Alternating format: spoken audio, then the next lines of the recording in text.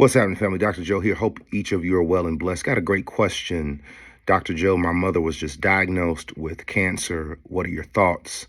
And first of all, our prayers are with this person who sent me this particular DM, as well as the overall health and wellness of her mother. However, I know that this is a condition that many of us have struggled with. Many of you watching this, many of you have family members or friends, but I want to answer publicly.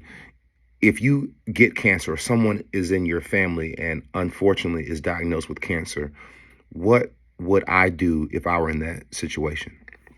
First and foremost, this should go without explanation. That is, get a second opinion. You'd be surprised as to how many people who've been diagnosed with cancer and either did not have it or it was a misdiagnosis, meaning that they were diagnosed with one form of cancer and it was actually a different type of cancer, or the rate or the stage that it was in was a misdiagnosis.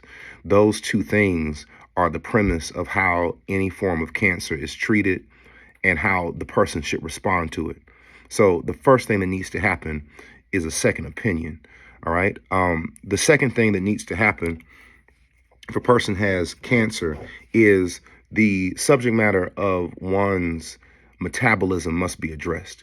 If you are a person who's been diagnosed with cancer, or if your mother, your father, your sister, your brother, any person, and they are diabetic or pre-diabetic, that is a huge red flag to tell you what you need to be addressing if you not only want to reverse your condition or to reduce the likelihood of cancers coming back to the body.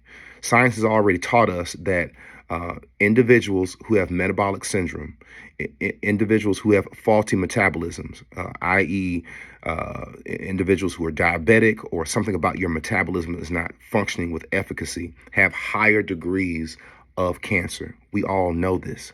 All right, the metabolism is the engine of your body in terms of how it works, because it is the part of your body that takes food, breaks it down, metabolizes it into energy in a way that you can use it. That's what the metabolism is doing. And that has to be done healthily if we're going to be healthy individuals. So any person who goes to a doctor and they tell you that you have cancer and you need this treatment, and you're not addressing your diabetes, you're not addressing your prediabetes, that is a huge fumble of your overall health.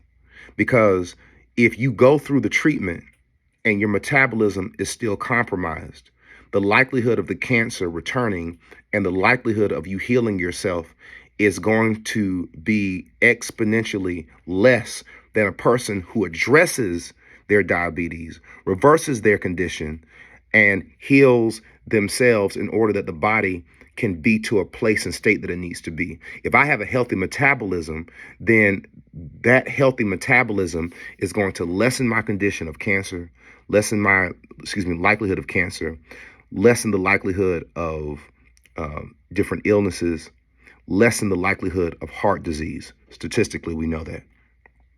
The next thing that I would do is I would join a community online of individuals who have the same type of cancer that I have. You'd be surprised the support groups that are online can, in many instances, give more information than when you go to your local physician. Number one, your local doctor does not have the time to sit with you and tell you everything that you need to know about your cancer.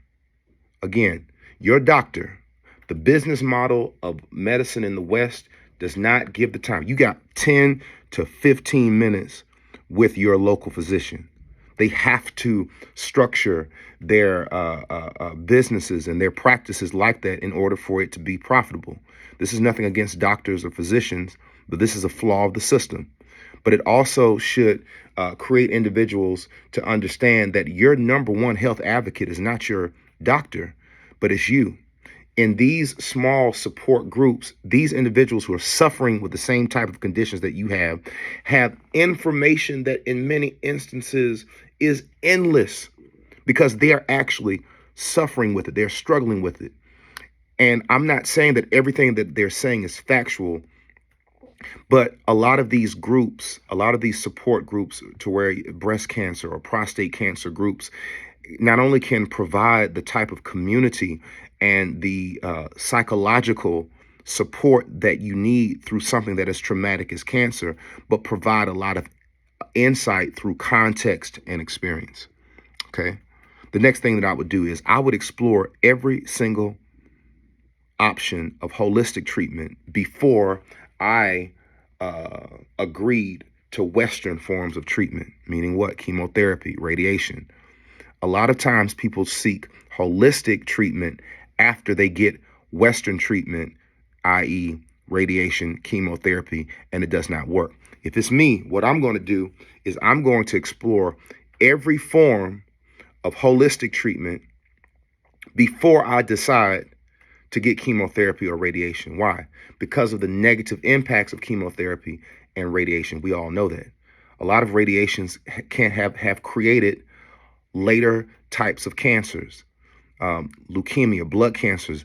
So what I mean by that is a lot of people will get treated for one form of cancer with radiation, and years down the line, that treatment from the radiation can cause other types of cancers and other type of difficulties that the person will experience. Chemotherapy as well. You're essentially running chemicals through your body. That's where the etymology of the word chemotherapy.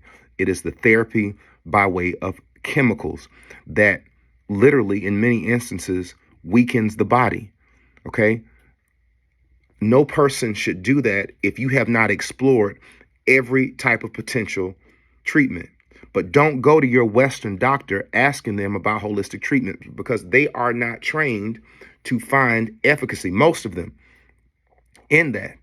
So when you go to a Western doctor and you ask them about holistic treatment, most of them are not going to tell you pro and positive things about it. Why? Because the way they're trained and the boards that they're certified in don't accept that type of treatment.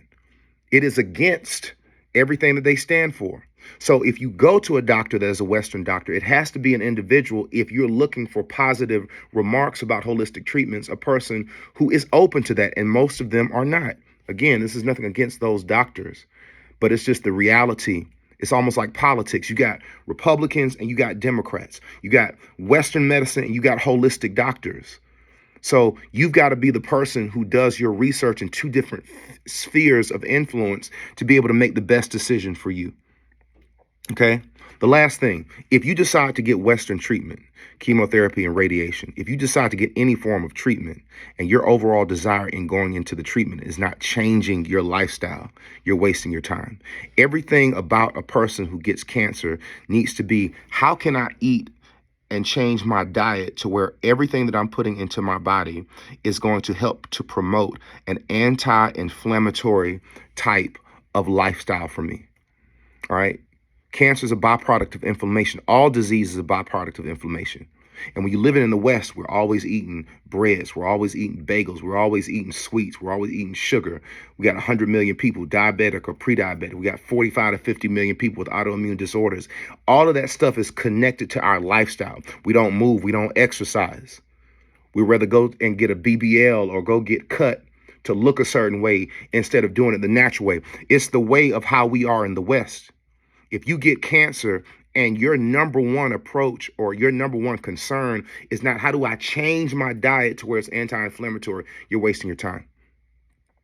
Because you're going to be a toxic, inflamed person who gets on chemotherapy that is going to not only destroy every element of your existence, but the poor diet that you're eating is not going to give you the strength that you need in order to endure those type of treatments. So whether you're getting holistic treatment or whether you're getting Western medicine, you have to address from a vantage point of dietary concern, anti-inflammatory foods, which is what? Nothing that we eat here in the West. Everything comes in a package. Everything is in the middle of the grocery store. Anything that cannot die never lived. These are the things that I would do. I hope this information helps you. Until next time, be well and be blessed. And we'll see you on the next one. Peace.